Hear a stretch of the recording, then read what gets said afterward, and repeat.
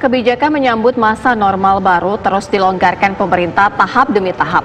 Setelah perkantoran dan perindustrian dibuka, kini ketentuan batas 50% penumpang angkutan umum dan pribadi telah dihapus. Namun, pasien positif corona dari hari ke hari terus meningkat. Bila kemarin angka pasien baru sebanyak 1.043 orang, maka hari ini naik lagi menjadi 1.241 kasus baru positif corona. Ya, sejumlah negara di luar negeri sudah berhasil meredam virus corona ketika mereka mulai memasuki kehidupan normal. Lalu apakah kita juga bisa melakukan hal yang sama dengan negara-negara tersebut? Bersama kami telah bergabung ada Ketua Umum Perhimpunan Ahli Epidemiologi Indonesia, Dr. Haryadi Wibisono, dan juga ada Dr. Sastia Pramana Putri selaku Sekjen Ikatan Ilmuwan Indonesia Internasional yang berada di Jepang. Selamat petang waktu Indonesia, Bapak Ibu. Selamat petang, Alfat dan Siva. Saya ingin ke Dr. Haryadi dulu.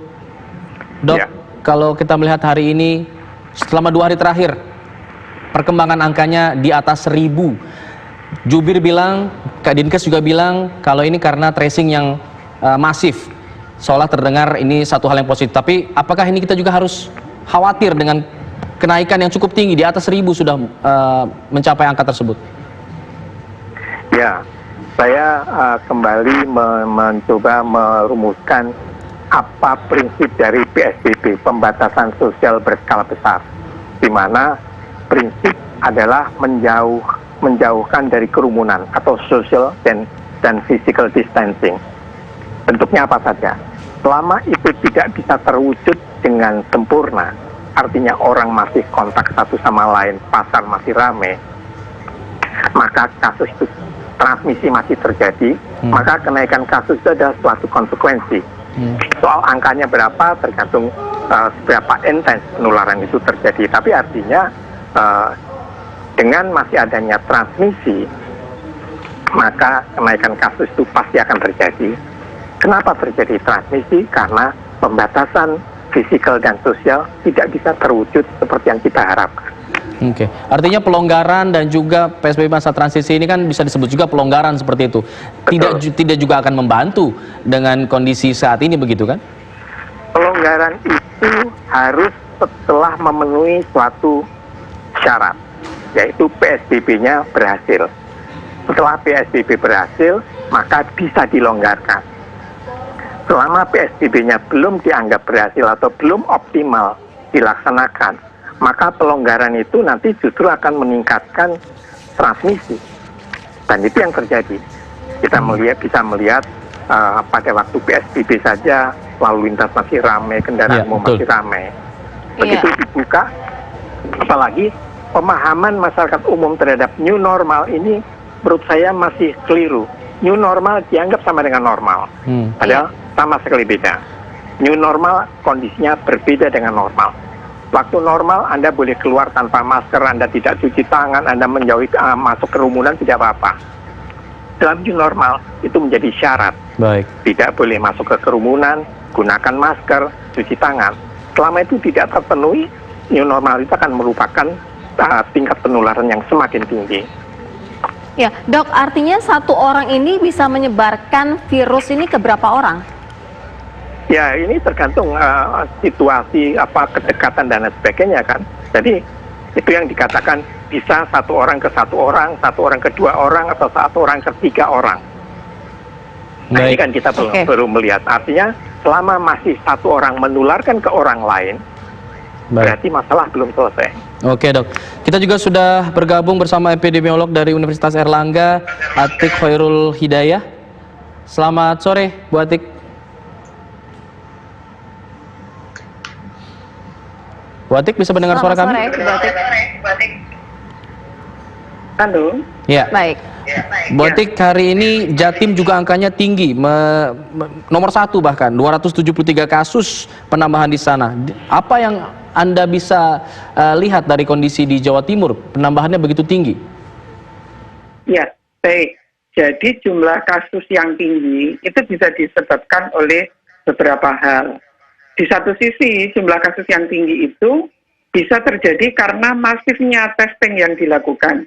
kita tahu bahwa beberapa waktu terakhir ini di Jawa Timur dilakukan banyak pemeriksaan massal, ya, dari rapid test yang kemudian reaktif, kemudian dilanjutkan dengan pemeriksaan PCR. Nah, dengan demikian kan akan bisa menemukan jumlah orang yang sakit lebih banyak.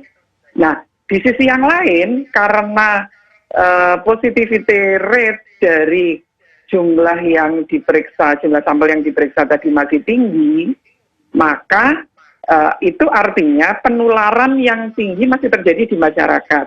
Nah, banyak yang menjadi penyebab mengapa bisa terjadi penularan itu masih tinggi di masyarakat. Begitu. Dengan pelonggaran ataupun sudah dihapuskannya, diberhentikannya PSBB Surabaya Raya, peningkatan akan jauh lebih masif lagi jumlahnya.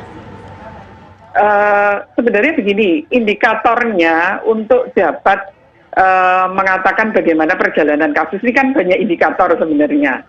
Nah, yang utama itu yang digunakan menurut WHO itu adalah apakah epidemi ini terkendali atau tidak. Nah, itu ukurannya adalah reproduction number, ya. Nah, di Jawa Timur khususnya Surabaya Raya ini, khususnya kota Surabaya, maaf, itu sebenarnya angka reproduction number-nya itu sudah mengarah pada angka yang 1,1 hampir 1,0 begitu loh. Nah, ini tentunya sesuatu yang baik. Nah, hanya karena positivity rate yang masih tinggi tadi, maka kalau perilaku masyarakat itu tidak terkendali, maka reproduction number ini juga akan bisa meningkat kembali. Iya. Gitu. Ibu Atik, ini kan kita tahu bahwa kalau hasil swab itu butuh waktu. Artinya data real hari ini disampaikan merupakan data pasien beberapa hari yang lalu atau seperti apa? Iya, betul. Nah, makanya oleh karena itu di dalam epidemiologi itu untuk dapat memantau perjalanan kasus itu yang diperlukan itu adalah namanya onset of illness atau angka timbulnya gejala. Nah, angka timbulnya gejala ini tentunya bisa berbeda dengan angka ketika kasus tadi diumumkan. Misalnya diumumkan hari ini kan sebenarnya mungkin gejalanya, kalau orang itu ada gejala adalah bisa seminggu yang lalu, bisa 3 hari yang lalu, 4 hari yang lalu, dan sebagainya.